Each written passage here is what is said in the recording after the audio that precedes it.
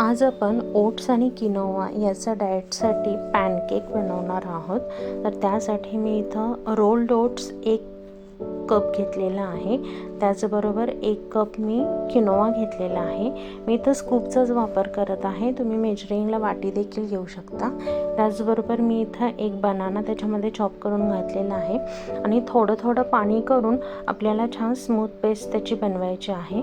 मी इथं whey isolate वापरत आहे आणि ते चॉकलेट फ्लेवरचं यूज करत आहे। तर ते देखील मी अर्धा स्कूप याच्यामध्ये घातलेला आहे, परत थोडं पाणी घातलं आणि परत त्याची छान अशी पेस्ट बनवून घेतलेली आहे। आता हे आपलं तयार झालेलं आहे बॅटर।